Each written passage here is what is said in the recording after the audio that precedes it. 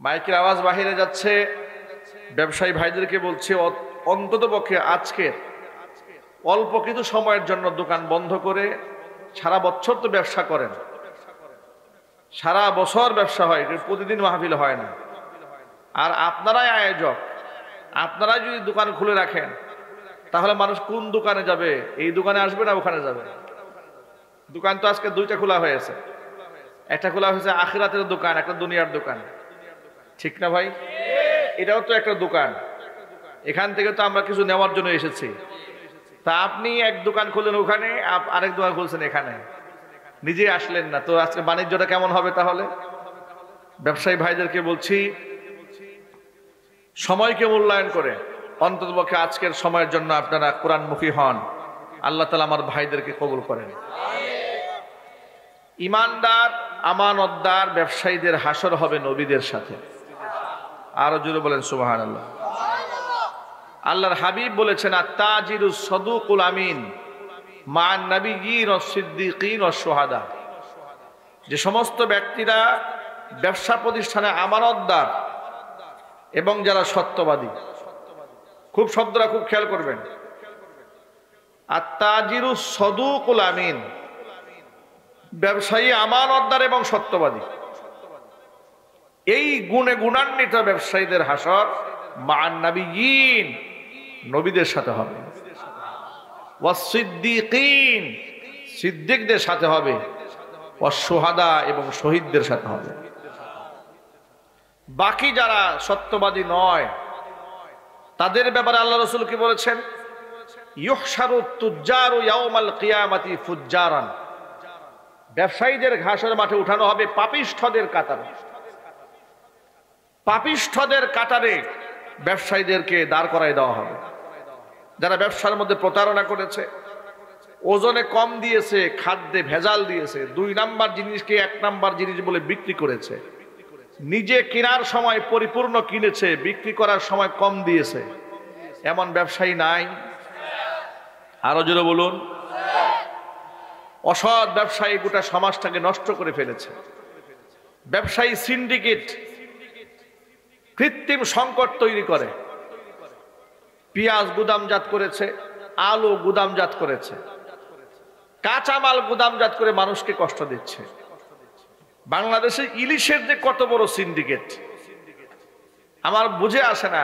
রাষ্ট্র পরিবর্তিত হয়ে গেল কিন্তু সিন্ডিকেট ভাঙা যাচ্ছে না। এরা তো হাসিনা চাইতে শক্তিশালী দেখা যাচ্ছে, ঠিক কিনা বলে? এই সিন্ডিকেট তো হাসিনার চাইতে শক্তিশালী, সিন্ডিকেট ভাঙা যাচ্ছে না। নবী করিম সাল্লাল্লাহু আলাইহি সাল্লাম বলেছেন, যারা কৃত্রিম সংকট তৈরি করে মানুষকে কষ্ট দেয়, আল্লাহ রাব্বুল আলামিন তার মৃত্যুর আগে এই দুনিয়াতে তাকে একটা শাস্তি দেবেন। দুনিয়ার শাস্তি হচ্ছে কোনো দিন তার দারিদ্রতা দূর হবে না, এটা তার দুনিয়ার শাস্তি। হাহাকার লেগে থাকবে তার মধ্যে যে মানুষের মধ্যে কৃত্রিম সংকট তৈরি করবে। এই জন্য এই গজব থেকে বাঁচতে হলে কৃত্রিম সংকট তৈরি করার মতো খাদ্য গুদামজাত করা, এরপরে আফসোসের সাথে বলতে হয় শুধু কি এই সমস্ত ব্যবসায়ীরা করে তা নয়। আপনারা দেখেছেন কিছুদিন আগে বাংলাদেশে, আপনারা দেখেছেন বড় বড় সরকারি আমলারা, বড় বড় সরকারি চাকরিজীবীরা খাটের নিচে সয়াবিন তেল দিয়ে ভরে ফেলছে, ঠিক না? দেখেন নাই? কোন পাগলে জানি বলেছে লবণের দাম বাড়বে। এই কথা শোনার সাথে সাথে যে লবণ, আচ্ছা আপনারা মাসে এক একজনে কয় মণ লবণ খান? হ্যাঁ, 1-2 কেজি। বস্তায় বস্তায় লবণ লোকেরা ঘরে ঢুকাইছে। চিন্তা করতে পারছেন? লবণ হয় সমুদ্রের ফেনা থেকে। ফেনা কি শুকায় গেছে নাকি ভাই? কোন পাগলে বলেছে হাই হাই লবণ আমদানি বন্ধ হয়ে যাবে? এই কথা শোনা মাত্র যার লাগে 100 টাকা, ও কিনছে 2 মণ। বলেন, এই হচ্ছে মানুষের চরিত্র। এই জাতি আল্লাহ রহমত কেমনে পাবে? আল্লাহ রহমত যদি পেতে চায় আল্লাহর উপর দৃঢ় ঈমান রাখতে হবে। আপনারা তো জানেন না, এই যে পাখিগুলো আকাশে উড়ে বেড়ায়, এই পাখিগুলাকে কে রিজিক দেয়? আরো জোরে বলেন। ওর কোনো ব্যাংক অ্যাকাউন্ট আছে? কি না খায় পাখি মরছে একটাও? এবার আপনারা বলেন, রয়্যাল বেঙ্গল টাইগার মনে থাকে? জীবনে শুনছেন টাইগাররা খাবার টাবার না পাইয়া সব লুকালয়ে এসে ঢুকতেছে, যে বনে খাবার শেষ, চলো একটু মানুষের সমাজের মধ্যে গিয়ে কিছু খাবার দাবার নিয়ে আসি। আপনারা কি মনে করেন একটা তিমি মাছ যে খানা খায় আমাদের সাথে কম খায়? একটু জোরে বলেন। আমরা এই পুরো মাঠে প্যান্ডেলে যা আছে এগুলো তো তিমি মাছের এক লুকমা, ঠিক কিনা বলেন? এত বড় মাছকে কে খাওয়ান? ওর কোনো ব্যাংক ব্যালেন্স আছে না? ওর কোনো ব্যাংক ব্যালেন্স। কোরআন মাজিদ আল্লাহ পাক বলেছেন, ওয়ামা মিন দাব্বাতিন ফিল আরদি ইল্লা আলাল্লাহি রিজকুহা। জমিনের মধ্যে বিচরণশীল এমন কোন প্রাণী নাই যার রিজিকের দায়িত্ব আমি আল্লাহ তাআলা নিজ হাতে গ্রহণ করি নাই। একেবারে সমুদ্রের নিচে ঘাসের সাথে মিশে থাকা ছোট্ট একটা পোকাও যদি খোদার যন্ত্রণা চিৎকার দেয়, তার রিজিকের ফয়সালা আল্লাহ পাক তার আপন মেহেরবানিতে করে দেন। অথচ আমাদের লালসা এত বেশি, এত লোভ আমাদের। আল্লাহ নবী বলেন, আদম সন্তানকে যদি একটা স্বর্ণের পাহাড় দেওয়া হয়, আদম সন্তান বলবে যদি আমার বাম পাশে আর একটা সোনার পাহাড় হতো তাহলে আরো ভালো হতো। তাকে যদি বাম পাশে আরেকটা সোনার পাহাড় দেওয়া হয়, আদম সন্তান বলবে আমার সামনে যদি আরেকটা সোনার পাহাড় হতো আরো ভালো হতো। তার চাহিদার শেষ হবে না, কবরের মাটি ছাড়া তার পেট কেউ ভরতে পারবে না। এত লালসা মানুষের অন্তরে। অথচ এখন তো খাবার লিমিট হয়ে গেছে, দেখছেন?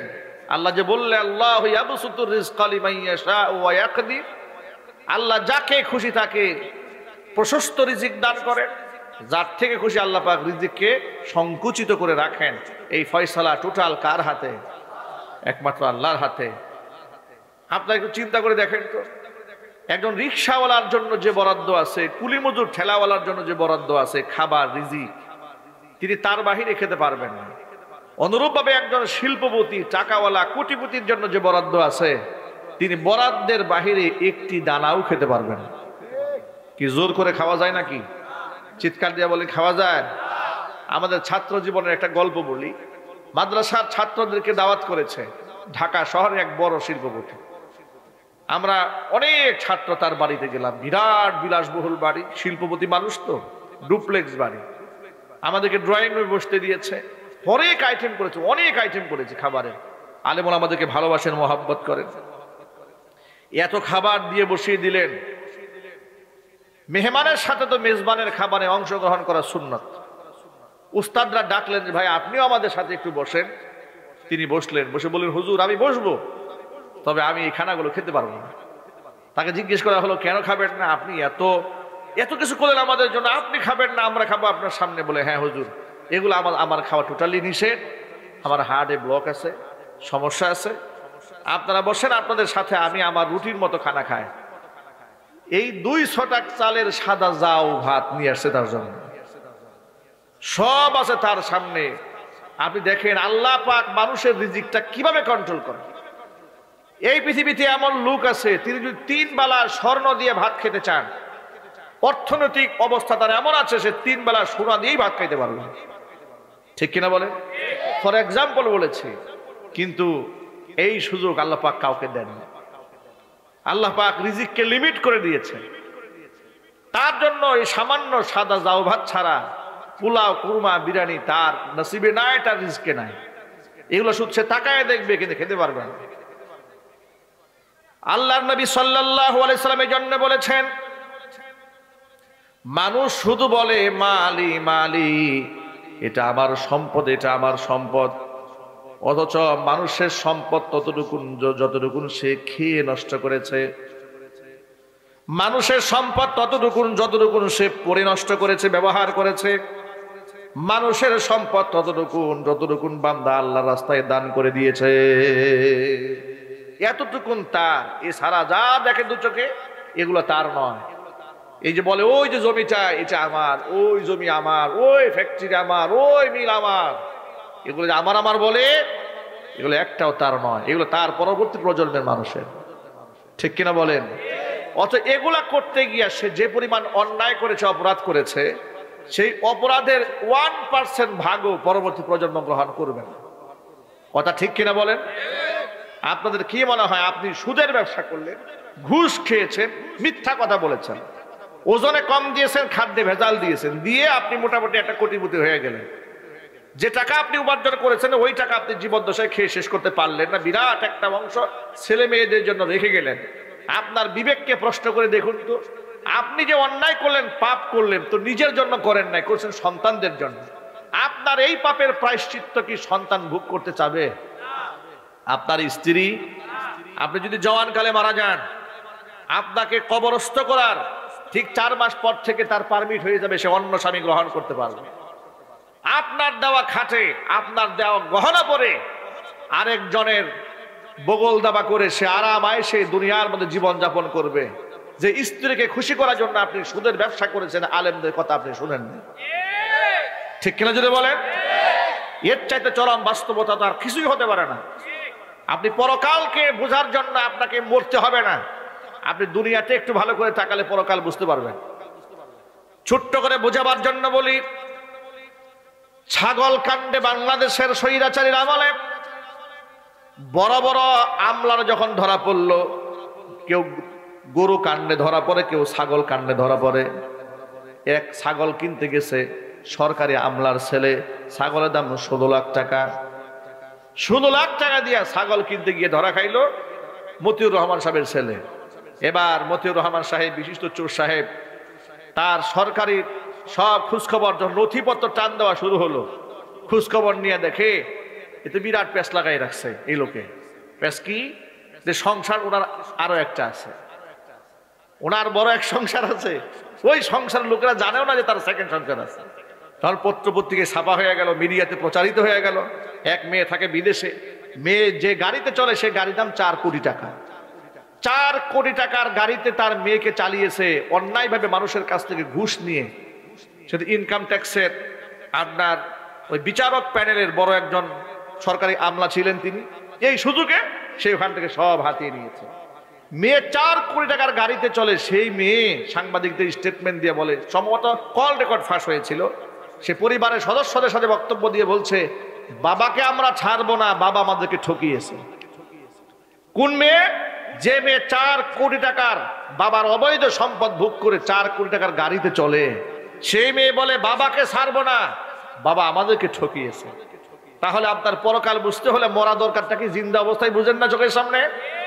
কথা ঠিক কিনা বলেন? কোরআন শরীফের আয়াত থেকে এবার দলিল নেন। আল্লাহ রাব্বুল আমিন বলেছেন, এই পৃথিবীতে যদি কেউ ভালো কাজ করে 2টি পুরস্কার দেব আমি। একটা পুরস্কার দেব দুনিয়াতে, আর একটা পুরস্কার দেব বান্দাকে আমি আখিরাতে। দুনিয়ার পুরস্কারটা কি শোনো, ওয়ামান আমিলা সালিহাম মিন যাকারিন আও উনসা ওয়া হুয়া মুমিন ফালানুহিয়ান্নাহু হায়াতান তাইয়্যিবা ওয়ালানাজজিয়ান্নাহুম আজরাহুম বিআহসানি মা কানু ইয়ামালুন। ঈমানের সাথে যদি কেউ ভালো কাজ করে, হোক সে নারী কিংবা পুরুষ, 2টি পুরস্কার দেব। একটা দেব দুনিয়াতে, দুনিয়ার সেই পুরস্কারটা হচ্ছে ফালানুহিয়ান্নাহু হায়াতান তাইয়্যিবা, আমি তাকে উত্তম জিন্দেগি উপহার দেব। পেটে খাবার না থাকলেও তার মনের মধ্যে সুখ থাকবে। জোরে বলেন সুবহানাল্লাহ। মনের মধ্যে তৃপ্তি থাকবে, এমন জিন্দেগি আমি বান্দাকে উপহার দেব। ওয়ালানাজজিয়ান্নাহুম আজরাহুম বিআহসানি মা কানু ইয়ামালুন। বান্দা যখন মারা যাবে কিয়ামতের দিন, আমলনামা যখন তাদেরকে আমলনামা অনুযায়ী যখন তাকে বিনিময় প্রদান করা হবে, দুনিয়াতে সে কত মানের ভালো কাজ করেছে, উন্নত মানের ভালো কাজ করেছে, মধ্যম পর্যায়ের ভালো কাজ করেছে, নিম্ন পর্যায়ের ভালো কাজ করেছে, আমলের তারতম্যগুলাকে সবগুলাকে মিটিয়ে দিয়ে সমস্ত আমলগুলোর মধ্যে ফার্স্ট ক্লাস মার্ক দিয়ে আমি সবগুলাকে প্রথম সারিতে উঠাই দিয়ে বান্দাকে বিনিময় দান করে দেব। তাহলে একটা পুরস্কার হচ্ছে দুনিয়াতে, একটা আখিরাতে। দুনিয়ার পুরস্কার আল্লাহ পাক ব্যক্তিকে উত্তম জিন্দেগি উপহার দেবে, আর অবশ্যই বান্দাকে পরকালে উত্তম বিরাট একটা বিনিময় দান করবে। আর যে ব্যক্তি দুনিয়াতে ক্ষুধাদ্রোহিতায় থাকবে, কোরআন বিমুখ জীবন যাপন করবে, নবীর সুন্নাহকে বর্জন করবে, এরকম লোক সমাজে নাই? আরো জোরে বলেন। তাদেরকে যে শাস্তিটা আল্লাহ রাব্বুল আলামিন দুনিয়াতে দেবেন, সেই শাস্তিটা শোনেন। সূরা তাহার মধ্যে আল্লাহ রাব্বুল আলামিন 16 নম্বর পারার হিফজুল কোরআন মাজিদের 19 নম্বর পৃষ্ঠার একদম শেষ দিকে আল্লাহ পাক বলছেন, ওয়ামান আ'রাদা আন যিকরি ফাইন্না লাহু মাঈশাতান দানকা ونحشره يوم القيامة أعمى قال رب لم حشرتني أعمى وقد كنت بصيرا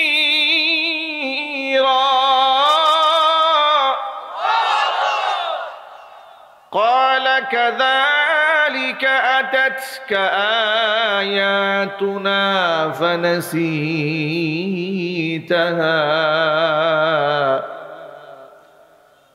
قال كذلك أتتك آياتنا فنسيتها وكذلك اليوم تنسى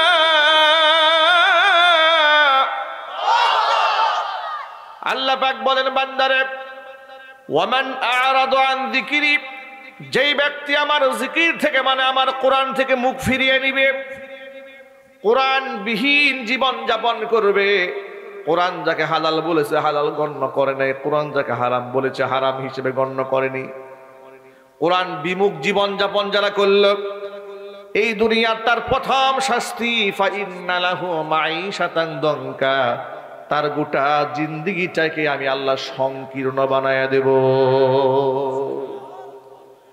এত বড় প্রশস্ত পৃথিবী থাকার পরেও গাড়ি বাড়ি টাকা পয়সা ধন দৌলত সবকিছু তার থাকবে, কিন্তু তার মনটা থাকবে চোরের মতো ছোট। বাস্তবতা আছে না নাই? একবারে খুব সহজে চোখের সামনে বুঝাই দেওয়ার জন্য দুই একটা এক্সাম্পল না দিলে বুঝতে পারবেন না।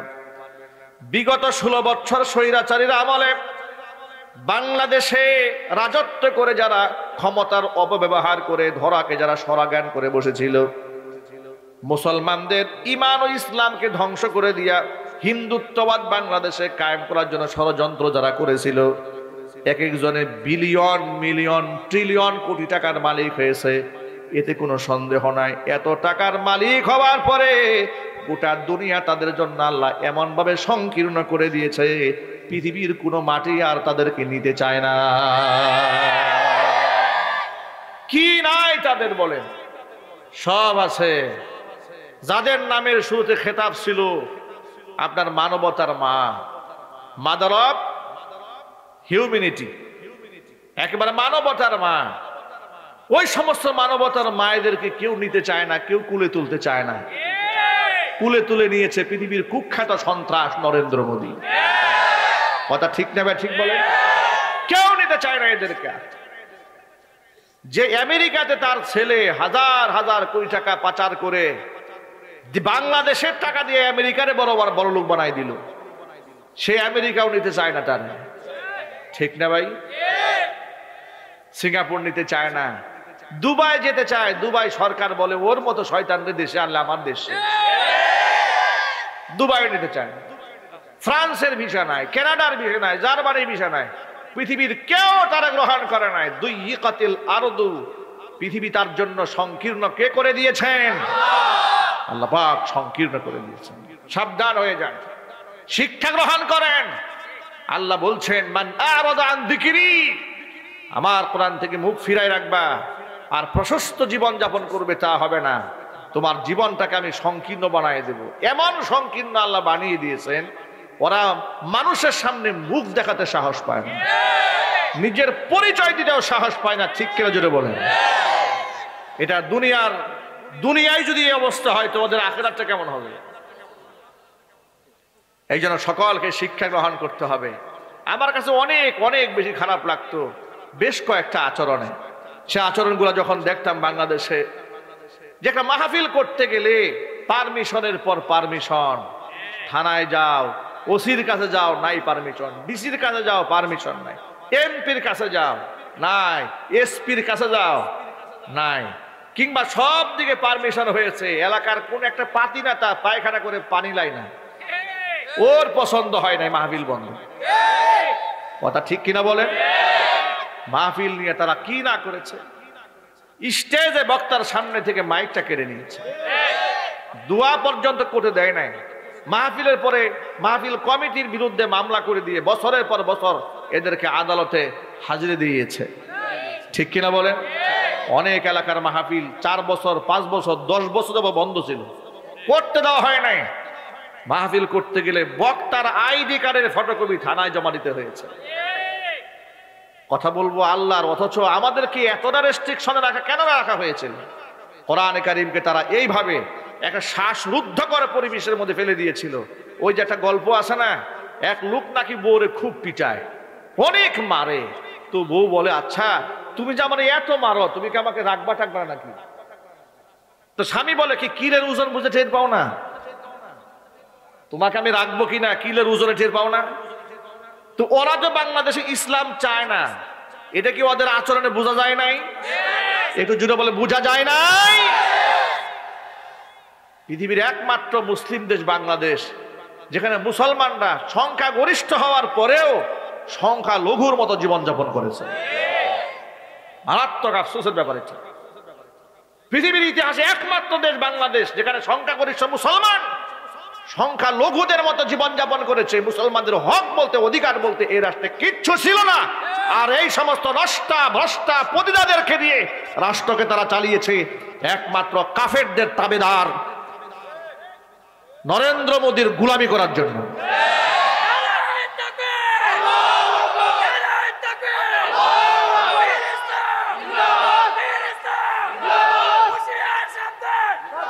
এই জন্য সকলের প্রতি আমাদের বার্তা, সকলের প্রতি আমাদের বার্তা যে কোরআনের সাথে বেয়াদবি করতে যাবেন না। আপনারা অসংখ্য আলেমদেরকে মানহানি করেছেন বাংলাদেশে।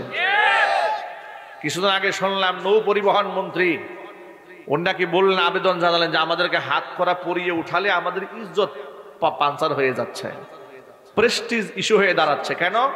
আমরা এমপি ছিলাম, মন্ত্রী ছিলাম, এই জন্য আমাদের মান সম্মান যায়, হাতে হ্যান্ডকাপ পরালে। আহার ইজ্জত আলী, এদেশের শাইখুল হাদিসদেরকে তোমরা ডান্ডা বেরি পরাইছো। কথা বলেন কেন ভাই? শাইখুল হাদিসদের পায়ে ডান্ডা বেরি পরানো হয় নাই? আলেমদের পায়ে ডান্ডা বেরি পরানো হয় নাই? মুফতি সাখাওয়াত হোসেন রাজি হাফিজাহুল্লাহ কয়েকদিন আগে আমার দেশ পত্রিকাতে ইন্টারভিউ দিয়েছেন, তিনি বলেছেন পায়ে ডান্ডা বেরি পরাতে গিয়ে যে লোহার কলাটা পায়ে লাগাতে গেছে, ওর আঘাত খেয়ে তার পা রক্তাক্ত হয়ে গিয়েছে, এরপরেও তারা ছাড়ে নাই। মামুনুল হককে যখন স্টেজে আনা হতো, আপনার যখন আদালতে তোলা হতো, তার দৃশ্য দেখে মনে হতো উনার চাইতে বড় সন্ত্রাসী আর গুন্ডা এই দেশে কোনদিন জন্মই গ্রহণ করেন। কথা বলেন ঠিক কিনা বলেন? এগুলো তারা করেছে। 2018 সালে আমাকে মাহফিল থেকে উঠে নিয়ে আদালতে হাজির করেছে, মামলা দিয়েছে, পকেটে 16টা ককটেল বোমা পাওয়া গেছে, হ্যান্ডকাপ পরিয়েছে, এরপরে গরুর রশি দিয়ে বাঁধছে, এরকম মোটা রশি বেঁধে আদালতে হাজির করেছে। চোখতে অঝর দ্বারা টপ টপ করে পানি পড়েছে। আদালত প্রাঙ্গণে লোকেরা কেঁদেছে আর বলেছে, হুজুর আল্লাহ কি ওদের উপর গজব ফেলবে না? আল্লাহ পাক এদেরকে ধ্বংস করবে না? এমন অসংখ্য মানুষের চোখের পানি, লানতে, বদদুয়ায়, আল্লাহর গজবে স্বৈরাচারী হাসিনা এবং ওদের নাতিপুতিরা দেশে এমন ভাবে লাঞ্ছিত, অপমানিত হয়ে দেশ ছেড়ে পালিয়েছে, পৃথিবীর ইতিহাসে এমন নিকৃষ্ট পালানোর দৃশ্য বিশ্ববাসী আর কোথাও দেখে না।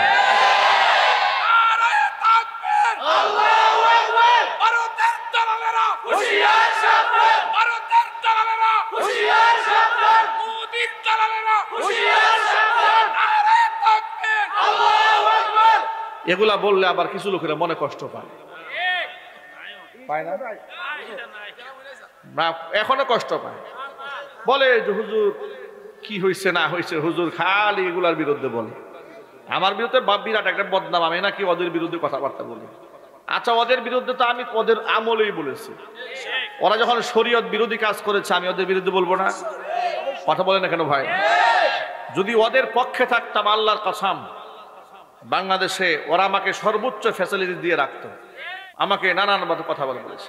ভাই আমি তো আমার জন্য বলি না, কোরআনে যা আছে তাই বলি, হাদিসে যা আছে তাই বলি, ঠিক কিনা বলেন? আঘাত লেগেছে। আলেম ওলামাদের দায়িত্ব হচ্ছে ইয়াহমিলু হাদাল ইলমা মিন কুল্লি খালফিন উদুলু ইয়ানফুনা আনহু তাহরিফাল গালিন ওয়া ইনতিহালাল মুবতিলিন ওয়া তা'ওয়িলাল জাহিলিন।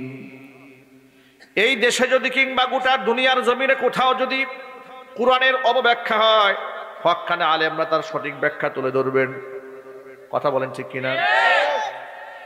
স্বৈরাচারী হাসিনা নিজে জাতীয় সংসদে দাঁড়ায় বলে লাকুম দীনুকুম ওয়ালিয়া দিন, বুখারী শরীফের হাদিস। কি বলে নাই? শয়তানের তো সীমা থাকা উচিত। লাকুম দীনুকুম ওয়ালিয়া দিন, বুখারী শরীফের হাদিসে আছে, যার যার ধর্ম শেষে পালন করবে, আল্লাহ বলে দিচ্ছে।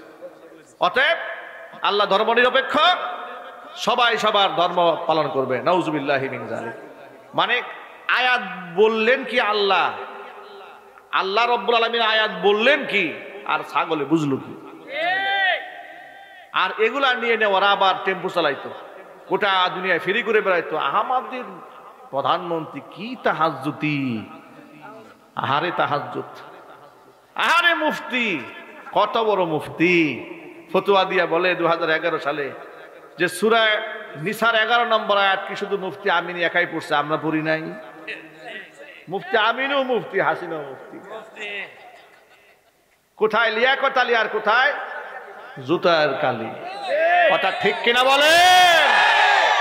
ওরা এইভাবে আলেম ওলামাদেরকে বেইজ্জত করেছে বাংলাদেশে। ওদের হাতে নাকি হ্যান্ডক্যাপ পরাইলে এখন বেইজ্জতি হয় ওদের। ওরা যে এত বড় ইজ্জতমান লোকদেরকে মানহানি করলো, এতে ওদের কিছু হয় নাই, আর নিজেদের খুব প্রেস্টিজ ইস্যু হয়ে দাঁড়িয়েছে। আপনাদের প্রতি আমার সর্বশেষ বার্তা হলো এই, এখনো পর্যন্ত দেখতে পাচ্ছি বাংলাদেশের কিছু শ্রেণীর লোকেরা আলেমদের বিরুদ্ধে এখনো পর্যন্ত আকার ইঙ্গিতে কথা বলার চেষ্টা চালাচ্ছে। কথা ঠিক নেবে ঠিক? আপনারা কি এগুলো বরদাস্ত করবেন? বরদাস্ত করবেন? আলেমদের সাথে যারা বিয়াদবি করবে, আপাকে যেই পথে তারাও যাবে সেই পথে, ঠিক কিনা বলেন? এই জন্য যে আবার সংগ্রাম করতে হয়, রাজি আছেন? কারা কারা প্রস্তুত? দোহা দেখতে চান?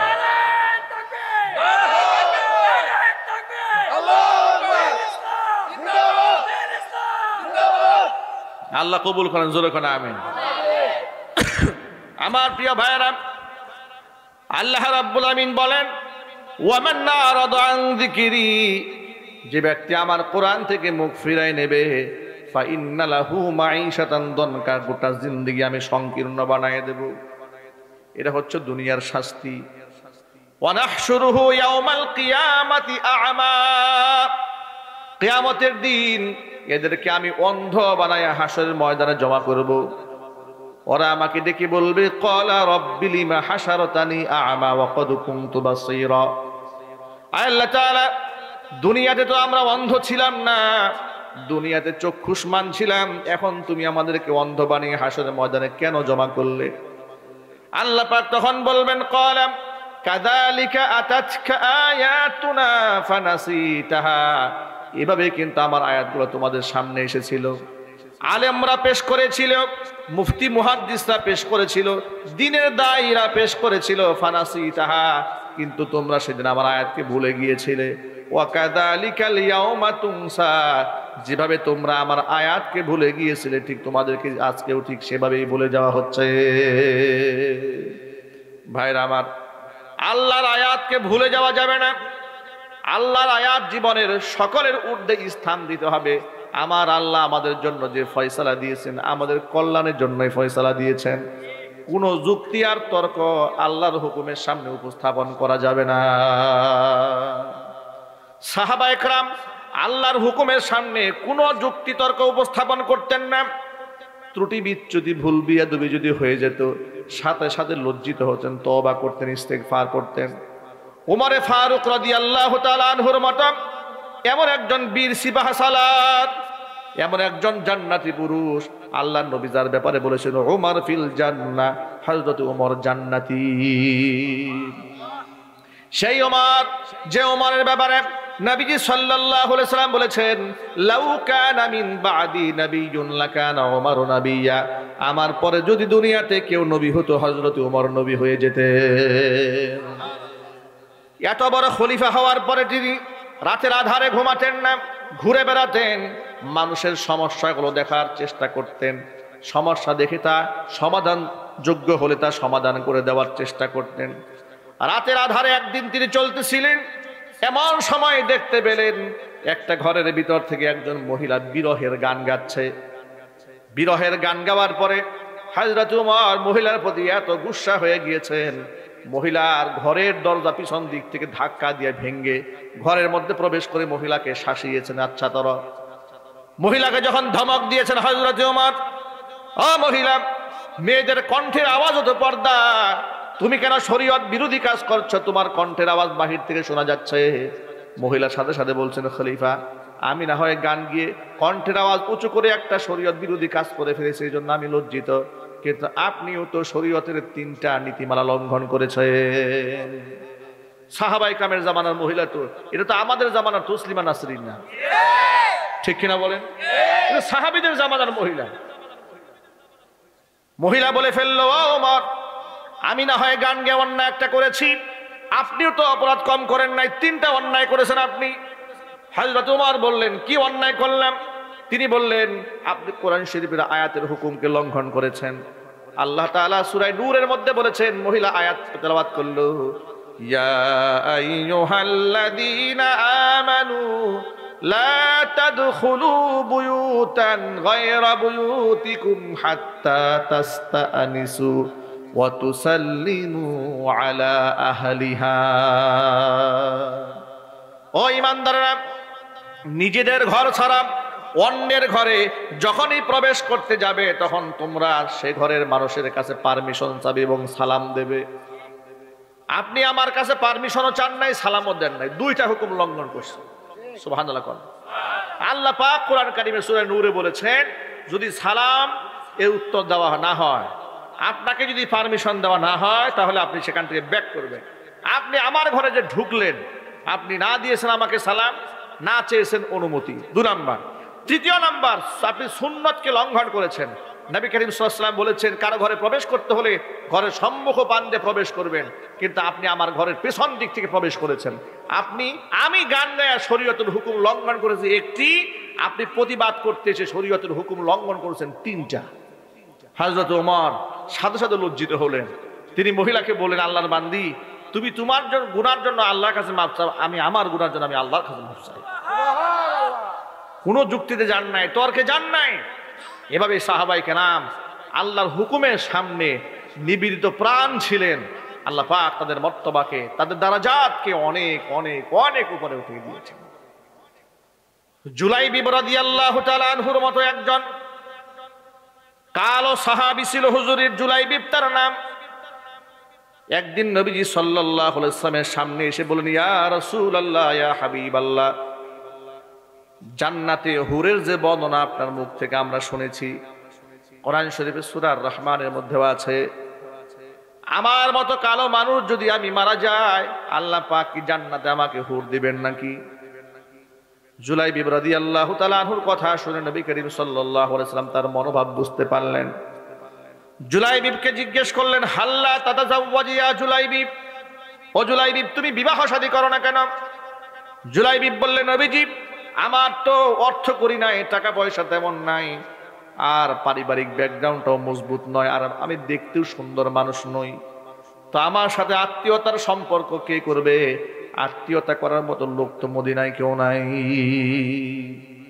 নবীজি সাল্লাল্লাহু আলাইহি সাল্লাম বলে, জুলাইবিব, তোমাকে বিবাহ করাবার দায়িত্ব আমি মুহাম্মদ সাল্লাল্লাহু আলাইহি ওয়াসাল্লাম গ্রহণ করলাম। নবীজি দায়িত্ব গ্রহণ করার পর থেকে চতুর্দিক থেকে খবর লাগালেন কার ঘরে বিবাহের উপযুক্ত কন্যা আছে। খবর নিতে নিতে শুনতে পেলেন আনসারী একজন সাহাবীর ঘরে বিবাহের উপযুক্ত একটি সুন্দরী মেয়ে আছে।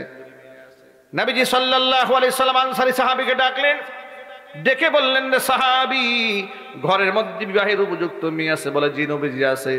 হুজুর বললেন, আমি মুহাম্মদ সাল্লাল্লাহু আলাইহি ওয়াসাল্লাম তোমার মেয়ের বিবাহের পয়গাম পাঠালাম। সাহাবী তো আনন্দে আত্মহারা হয়ে গেছে, নবীজি তার মেয়ের জন্য বিবাহের পয়গাম পাঠিয়েছেন। হুজুর বললেন, সাহাবীর শোনো, বিবাহের পয়গাম পাঠিয়েছি আমার নিজের বিবাহের জন্য নয়, আমার সাহাবী জুলাইবিবের পক্ষ থেকে। জুলাইবিবের নামটা শুনে আনসারী সাহাবীর মনটা খারাপ হয়ে গেছে।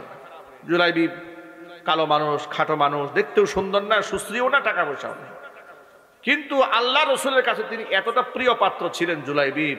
হুজুর বলেন, জুলাইবিব আমি মুহাম্মদ সাল্লাল্লাহু আলাইহি ওয়াসাল্লামের, আমি মুহাম্মদ সাল্লাল্লাহু আলাইহি ওয়াসাল্লাম জুলাইবিবের।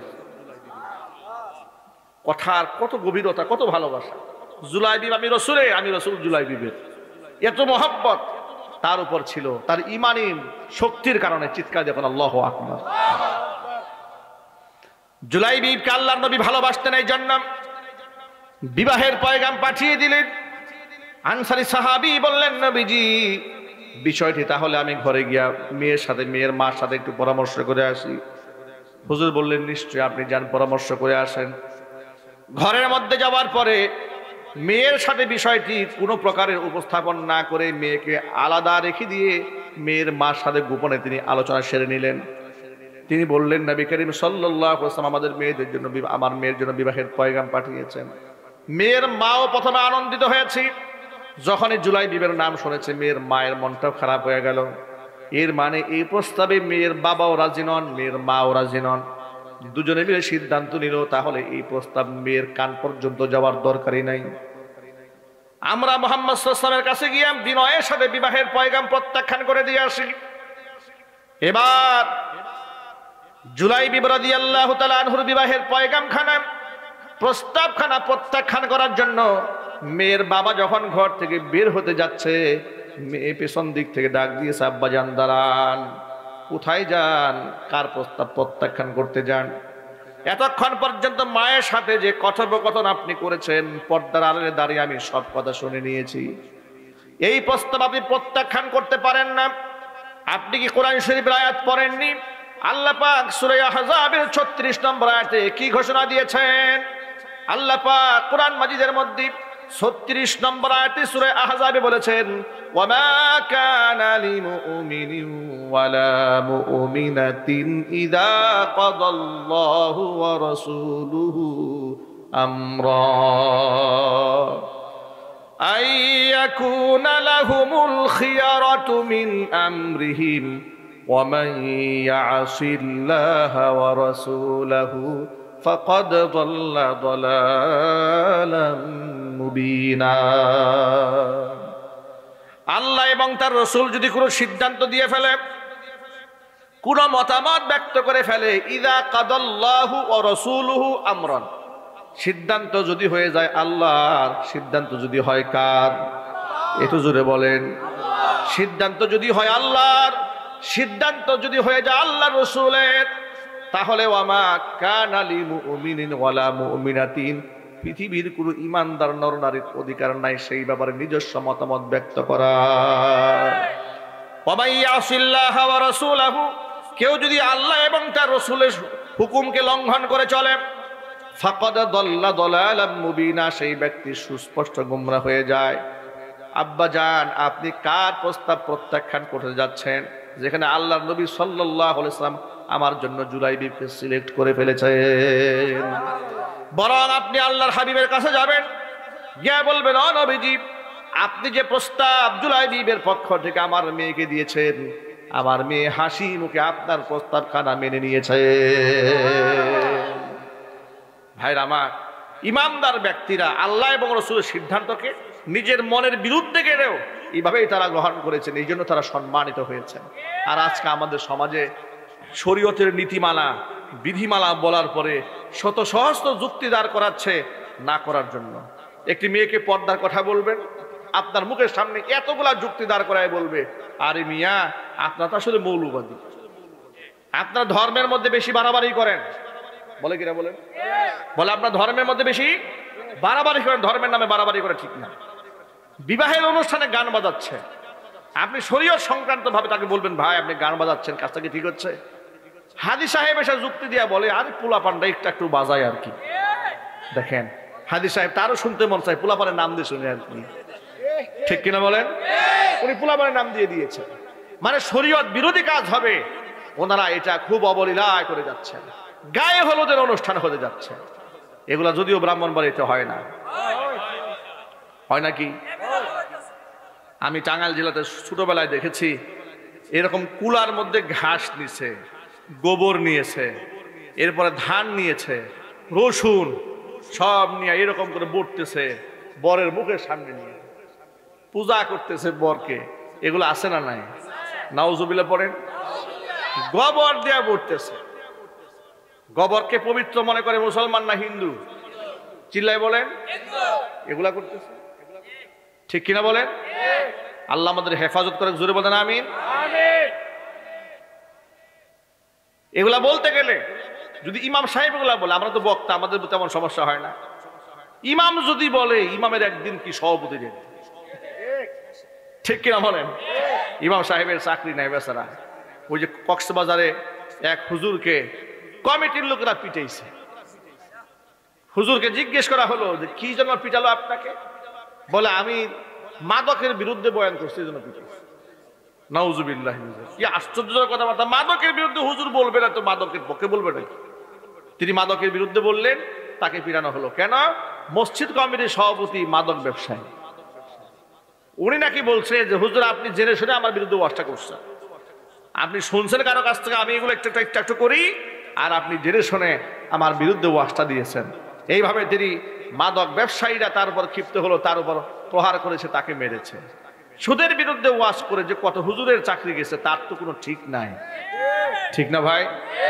এইভাবে হক্কানি আলেম ওলামাদেরকে দমিয়ে রাখার জন্য জাহেল সভাপতির অভাব নাই বাংলাদেশে, আছে না নাই? কয়েকদিন আগে শুনলাম সিনেমার এক নায়ক আলেমদেরকে গালিগালাজ করেছে, মাস 6 আগের কথা। তো আলেমদের গালিগালাজ করেছে, সমালোচনা করেছে, এটা নিয়ে আমি খুব একটা অবাক হইনি। নষ্ট মষ্ট মানুষ, এগুলা কোন দিকে যাবে তার ঠিক নাই, এগুলো বলতেই পারে। কিন্তু যখন এই দেশের আলেমরা প্রতিবাদ জানিয়েছে, তখন তিনি টেলিভিশনে এক টক শোতে বসে বললেন সাংবাদিকদেরকে, দেখেন আমাকে হুজুররা নাস্তিক বলে বা আমার ইমান হারা লোক বলে, আমি কিন্তু ইমান হারা লোক না, আমি কিন্তু মসজিদ কমিটির সভাপতি। মসজিদ কমিটির সভাপতি সিনেমার নায়ক। কিয়ামতে এর থেকে বড় কোনো আলামত আর লাগে? কত বড় জাহেল চিন্তা করে। এই দেশে এমন বহুত সভাপতি আছে, এগুলো একটা নামাজও পড়ে না। এমন সেক্রেটারি আছে নামাজ পড়ে না। এরা বিভিন্ন সময় বড় বড় ফাংশন হলে সেখানে যায়, এখানে মুছে তেল তুল মাইরা যায় আর কি, কাশতে কাশতে ঢুকে কাশতে কাশতে বের হয়, মানে বুঝায় হ্যাঁ হ্যাঁ হ্যাঁ সভাপতি সাহেব আসছি। এই ভণ্ডামি দেশে আছে না নাই? এগুলো বাদ দেওয়া উচিত, দরকার আছে না নাই? আল্লাহ যেন আমাদের মসজিদগুলোকে পবিত্র বানিয়ে দেন। আমাদের প্রত্যেকটা মসজিদের মিম্বারের আমানত খতিব সাহেব যেন সঠিকভাবে আঞ্জাম দিতে পারেন, সেই তৌফিক আল্লাহ রাব্বুল আমিন আমাদেরকে দান করে। জোরে বলেন আমিন। সকলের অনুরোধ, দয়া করে আজান ও একটি নাতে রাসূল কত দূর ওই মদিনার পথ শোনাবে। জোহর, আসর, মাগরিব, এশা, ফজর সব ওয়াক্তই শেষ হয়ে গেছে, আজানও শেষ হয়ে গেছে। এখন আর কোন ওয়াক্তের আজান বাকি আছে? 1-2 কলি। আল্লাহু আকবার, আল্লাহু